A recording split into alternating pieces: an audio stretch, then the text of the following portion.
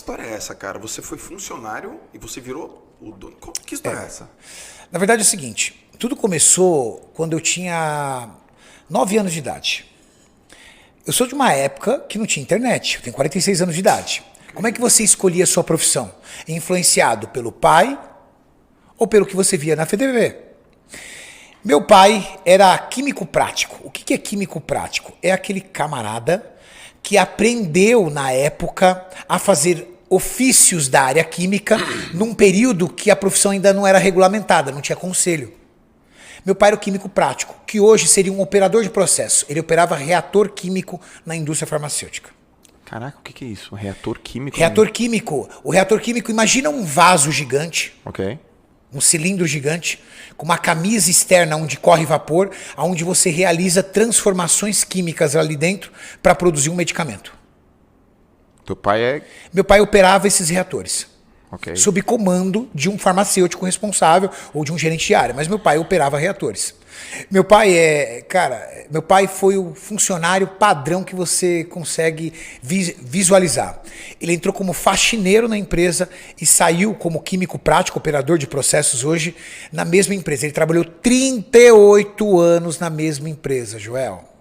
Entrou como faxineiro. Única empresa que ele trabalhou. Você sabe o que é mais louco? Ele entrou durante 38 anos na mesma portaria, porque a empresa nunca mudou de local. Você sabe o que é mais louco ainda? Ele deu bom dia durante 38 anos para o mesmo porteiro, porque o porteiro tinha 42 anos de empresa. Que maravilhoso. O mesmo tempo. Que cidade? Cidade Dutra, Zona Sul de São Paulo, bairro de Interlagos. Meu pai... A vida inteira dele foi nessa empresa, apaixonado por aquilo. Sim. Ele tinha um final de semana por mês de folga, um sábado e um domingo. Os outros ele trabalhava direto.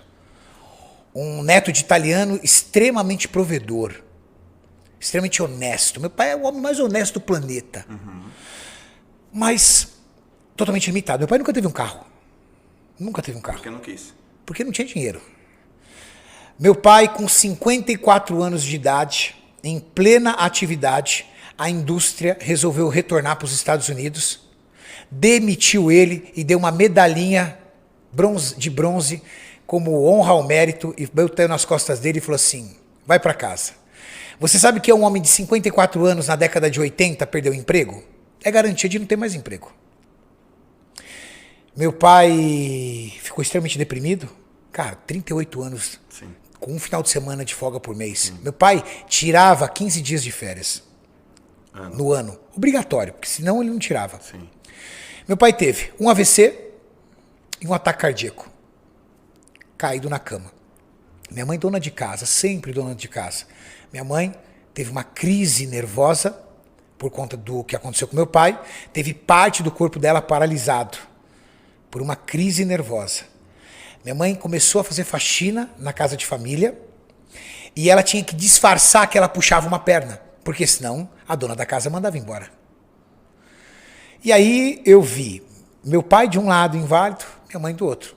Só que antes disso, aos 9 anos de idade, isso aconteceu quando eu tinha 12. Aos 9 anos de idade, meu pai me levou uma vez para conhecer a fábrica. Eles abriram um final de semana para os pais levarem os seus filhos. Eu olhei, vi aquele monte de comprimido correndo aquelas drageadoras, aqueles reatores. Falei, é isso que eu quero ser. Quero ser químico. Então eu escolhi minha profissão de química com 9 anos de idade. Caraca, que história. Com 9 anos de idade. Você tem irmão? Eu tenho uma irmã mais velha e um irmão mais novo. E aí, com 12 anos de idade, eu vi meu tio entrando na minha casa, entregando cesta básica para nossa família para sobreviver. Porque quando meu pai perdeu o emprego, ele perdeu no plano Sarney, que indexou todas as aposentadorias em um salário mínimo. Mas o salário mínimo daquela época era o equivalente a uns R$700 hoje. Era muito baixo. E, após o plano Sarney, veio o plano Collor, ao qual ele congelou todas as aplicações. E aí, o dinheiro da rescisão do meu pai, que era tudo que ele tinha, o Collor travou. Então meu pai não tinha nem dinheiro guardado, e não tinha uma aposentadoria capaz de sustentar a família. O que aconteceu? Ele virou uma pessoa inválida na cama, minha mãe foi trabalhar em faxina e os meus tios, meus parentes, entregando cesta básica pra gente ajudar, para nos ajudar. Esse foi o panorama que eu cresci aos 12 anos de idade. Com 11 para 12 anos de idade, eu fui para a rua. Minha mãe, graças a Deus, conseguiu um trabalho para mim entregar panfleto no Farol, da inauguração de um shopping. E aí, cara, desculpa, eu era o melhor entregador de panfleto do Farol. Porque eu era o único que entregava todos os panfletos. O resto da molecada jogava no bueiro. E eu entregava com uma excelência aquilo, por quê? Porque eu não podia perder aquele trabalho. Porque se eu perdesse aquele trabalho, eu sabia que eu ia ver minha mãe de joelho, no rádio, na oração do meio-dia do Paulo Barbosa, chorando para as coisas melhorarem. E eu não queria ver minha mãe chorando. E dentro da mentalidade infantil que eu tinha, eu acreditava que aquele dinheiro seria capaz de ajudar a minha mãe ao ponto de ela não poder chorar mais. A coisa que mais torturava a mim e meu irmão em especial era ver a minha mãe chorando, debruçada naquele rádio. Eu nem sei se o Paulo Barbosa ainda é vivo, mas, rapaz, eu tinha um pânico quando chegava próximo ao meio-dia. Porque eu sabia que eu ia ver minha mãe dobrada de joelho chorando, pedindo para as coisas melhorarem. Eu era o melhor entregador de panfleto.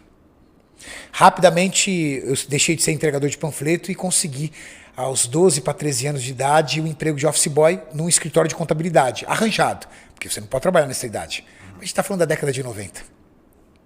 14 anos de idade, eu tirei carteira de trabalho. Só que aos 14 anos de idade, eu também consegui passar num curso técnico. Eu saí do primeiro grau e fui aprovado num curso técnico. Fui o melhor aluno no primeiro grau. Minha mãe deve ter ainda o troféuzinho dela. Minha mãe falecida esse ano, mas minha mãe deve ter guardado ainda na casa dela o troféuzinho que eu tinha de melhor aluno do primeiro grau. Isso me rendeu passar num curso técnico em Química. Com 14 anos eu entrei no curso técnico em Química. Com os mesmos 14 anos de idade, eu fui para a rua. Eu varri o centro da cidade, nas agências de emprego, tentando uma vaga para estagiar em Química, em técnica em Química, mas eu tinha acabado de começar o curso. Não dava para fazer estágio ainda. Mas eu consegui uma vaga de auxiliar de laboratório. Lavar vidraria no laboratório. Lavando vidraria no laboratório, eu rendo aí meus créditos a um rapaz chamado Pedrinho, o chefe do laboratório. Esse cara foi um salvador da minha vida. Porque ele chegou e falou assim: garoto, você tem muita vontade. Eu vou ensinar você muitas coisas da área química. E o cara que lavava vidro começou a fazer análise dentro de bancada de laboratório. Ele me ensinou muita coisa. Muita. O que ele me ensinou me permitiu que aos 15 anos de idade eu entrasse numa multinacional cosmética. E ali eu fui desenvolvendo meu trabalho até os meus 18 para 19 anos de idade, quando nessa multinacional o meu diretor conseguiu emprego numa outra multinacional, que era um laboratório de controle de qualidade, e me levou junto. E aí eu fui para esse laboratório, assumi uma área, e eu tinha uma chefe que me odeia até hoje. Eu nunca mais a vi, mas eu acho que ela me odeia até hoje. Por quê? Porque eu comecei a trabalhar juntamente com ela e eu tomei conta do setor dela, todo. Tudo que tinha ali de aprendizado e de parte técnica, eu fui puxando. E o que aconteceu para ela? Ela entrou numa zona de conforto. E aí ela empurrou tudo para mim, eu entregava tudo, só assinava. Ela só assinava, só assinava, só assinava, só assinava. E aí? E aí um dia ela saiu de férias. E ali a turma... Quando ela saiu de férias, aí o meu diretor percebeu que os 30 dias de férias ela não fez falta nenhuma. Quantos anos você tinha? 19. E ela? Uns 35, 36. Aí... Quantas vezes mais ela ganhava que você? Ah, cara, eu devia ganhar, vamos falar em números de hoje, eu devia ganhar uns R$2.500, R$3.000, ela ganhava uns 10. Aí, eu dei conta dos 30 dias, e aí quando ela retornou, voltou para o posto dela, continuou trabalhando, e aí ela continuou executando as atividades dela, e aí eu subi no meu chefe, e falei para o meu chefe, olha... preciso ir embora. Ele falou, por quê? Eu falei, sim, porque sou eu que faço tudo aqui. Só que eu não tenho reconhecimento. Aí ele falou assim, não vai embora. Tenha paciência. Só falou isso pra mim.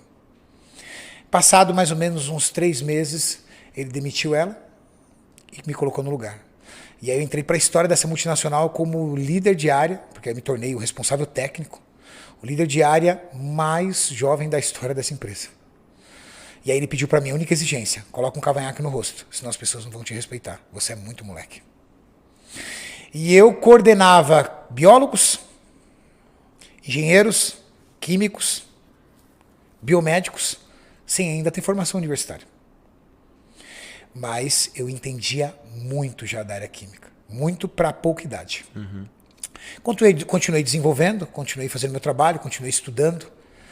E assumi várias áreas de lá. Os anos foram se passando e eu fui desenvolvendo dentro da empresa e assumi o cargo de químico responsável da empresa inteira. Fiquei abaixo somente do meu diretor.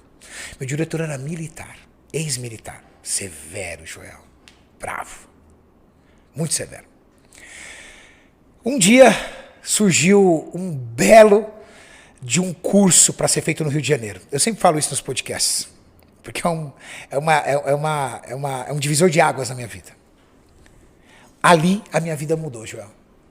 Graças a esse curso.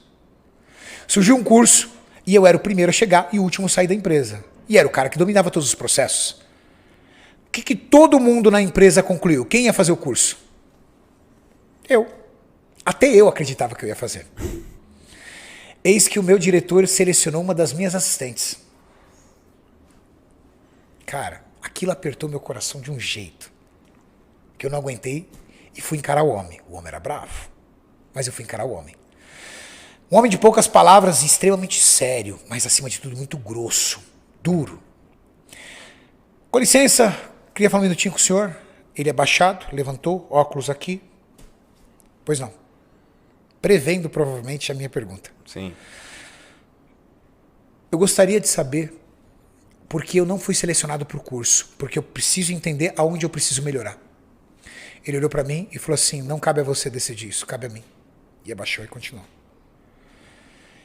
Eu abaixei a cabeça, fui me afastando, aí ele, na atitude dele, acreditando que estava me fazendo bem, ele quis me fazer o bem. Eu entendo isso hoje. Ele falou assim, pera aí, garoto.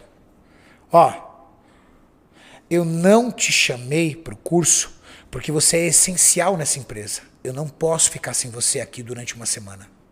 Ele achou que ele estava me fazendo bem, me dando esse feedback. Eu respondi para ele, então o senhor está me punindo por ser competente? Caraca, que perspicácia que você teve na hora, meu. O senhor está me punindo por ser competente? 2, 3 palavras de grosseria dele. Algo do tipo, eu que tomo as decisões, eu sei o que essa empresa precisa, eu preciso pensar na empresa e não em você. Eu desci, Joel, e eu chorei feito uma criança dentro do banheiro. Sabe por quê? Porque eu tinha um filho de 9 meses de idade. Eu tinha 22 anos de idade para 23 anos. Eu era um moleque, todo ferrado financeiramente, devendo tudo, parcelado tudo, devendo faculdade, sem carro para andar. E eu olhei e falei assim, eu tô ferrado aqui. Porque eu nunca vou ser ninguém aqui. Eu subi na sala, cheguei nele e falei assim, olha, o senhor procura outra pessoa para o meu lugar que eu estou indo embora. Você tem certeza, garoto, do que você está fazendo? O senhor pode procurar outra pessoa que eu estou indo embora. Catei e fui embora. Cara, quando eu cheguei em casa, falei para minha companheira na época, mãe do meu filho Guilherme, que eu fiz. Cara, ela gritava e chorava comigo. Eu não acredito que você fez isso com a gente. E eu tentando desesperadamente explicar para ela, falou assim, olha, eu não consigo trabalhar mais lá nem um dia. Ela falou assim, eu não acredito. Foi uma das piores noites que eu passei na minha vida até hoje. E eu sei porque foi uma das piores, porque eu me lembro como se fosse hoje. Eu passei a noite em claro, com um misto de medo, de tudo o que ia acontecer, com tristeza, de como eu entreguei a minha vida tanto tempo naquela empresa e me senti depois um merda em cima disso. Eu chegava na empresa 15 para 7 da manhã, o turno começava às 8, terminava às 5, eu não saía de lá antes das 7. Nunca recebi R$1 de hora extra. Passado 2 dias, meu diretor me liga. Vem aqui. Tava um pandemônio o laboratório, porque eu tinha dominado todos os processos. Ali eu descobri que a palavra ninguém é insubstituível é uma palavra feita pro cara que foi demitido. O cara que foi mandado embora, ele chega em casa e fala, amor, não adianta, ninguém é insubstituível. O cara estava desesperado, só que ele não queria me dizer. Porque dentro de toda a altivez e a arrogância dele, ele não podia transparecer isso. Mas ele me fez uma proposta. Ele me disse, fica aqui, treina alguém para o seu lugar e eu pago suas verbas rescisórias. Eu tinha pedido demissão, eu teria direito só a férias 13º. Ele me mandando embora, eu teria aviso prévio, eu teria fundo de garantia, eu tinha 25% sobre o fundo de garantia, que é a multa. Eu falei, tudo bem. 30 dias eu falei pra ele. Passou 20 dias, ele não tinha arrumado ninguém. Eu subi na sala e falei, o senhor arruma alguém. Daqui 30 dias eu vou embora. Daqui 10 dias eu vou embora.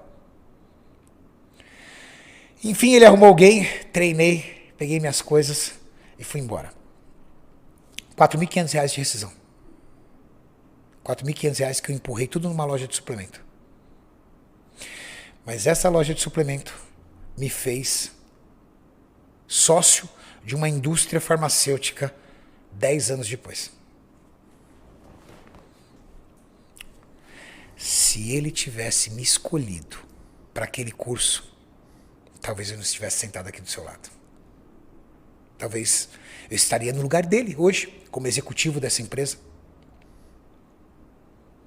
Talvez eu não teria construído tudo que eu construí e estava ali, guardando um dinheiro para a minha aposentadoria. Joel, eu descobri com a vida que não são grandes decisões que mudam o teu curso, são pequenas decisões e situações. Cara, era só um curso. Eu não acordei um dia e falei assim, nossa, vou montar uma primeira loja de suplemento. Não, eu montei na situação, na necessidade.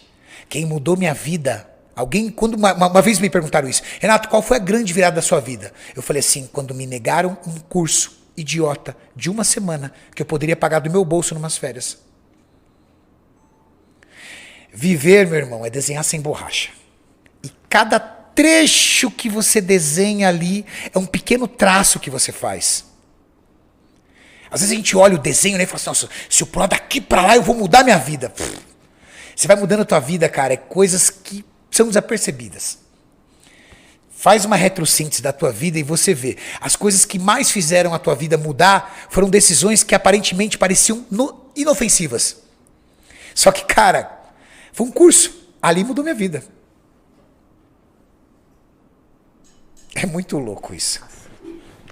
Eu montei uma loja, 2, 3, 4, 5, 6, 7 lojas, montei uma distribuidora.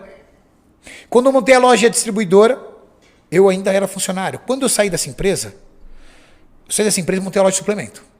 Eu falei assim, peraí, essa loja de suplemento não pode me bancar. Eu sou profissional da área, eu sou um bom profissional da área. Pô, eu já tinha muita especialidade em química. Fui pro mercado. Fui fazer uma auditoria, fui dar consultoria, fui fazer uma auditoria de sistema de qualidade numa indústria. Cheguei na indústria, já fui muito criticado por isso. Vou falar aqui de novo, mas vou tomar hate. Cheguei na indústria, tá? Quando eu chego na indústria, o químico responsável tá de ponta cabeça o laboratório dele. De ponta cabeça. Fui contratado para organizar todos os processos e sistematizar ISO 9000. 3 meses de consultoria. Estou trabalhando com ele. batendo papo comigo, conversando. Aí ele falou assim, de vez em quando eu almoçava com ele. Aí, numa das vezes que ele estava almoçando comigo, ele chegou para mim, para se aparecer, como o pessoal usa o termo, e falou o salário dele para mim. Eu falei para ele, pô, eu ganhava tanto. Ele fala, cara, que eu ganho tanto. Quando ele falou o salário dele para mim, cara, ele ganhava muito bem. Para ser tão desleixado com o trabalho dele. Mas ele ganhava muito bem. Ele tinha um pacotinho de bala na mesa dele. Aí eu descobri por que o pacotinho de bala. Porque depois do almoço, eu olhei e falei assim, tá entendido. Ele não vai conseguir organizar. Organizei todo o setor. Deixei o setor totalmente alinhado.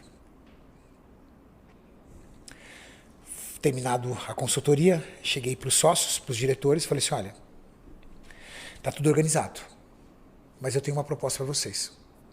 Se vocês quiserem, eu trabalho de funcionário para vocês. Eu assumo a responsabilidade técnica da empresa. Qual foi a visão que você teve aí? A visão era o cargo dele. Entendi. Por isso que a galera bate em mim toda vez que eu conto essa história. Mas não é o cargo dele pela inveja. É o cargo dele por me sentir mais capaz do que ele de fazer algo. Te entendo. Entende? Eu já tive isso também. Meu amigo, a minha situação, da onde eu vim, da necessidade que eu vim, para mim, oportunidade é um baixinho careca que passa correndo. Eu tinha ali a oportunidade de mostrar o meu trabalho. Eu mostrei. Eu tinha ali a oportunidade de ter um emprego e eu com um filho de 10 meses, numa situação terrível. E o cara cagando pro trabalho dele. Eu falei, se vocês quiserem, eu trabalho de funcionário. Não tenho interesse em manter meu trabalho como consultoria. Eu quero um emprego. Preciso do emprego, preciso de segurança na situação que eu estou agora. Uhum. E aí fui embora. Passado uns 2 meses, ela me ligou. Eram 2 sócios. Me ligou e falou assim, vamos almoçar? Vamos. Almocei com os 2 sócios e falou assim, você está contratado. Demitiram ele, me colocaram no lugar. Aí eu consegui sistematizar a empresa inteira. Conquistamos, na época, o sistema ISO 9000.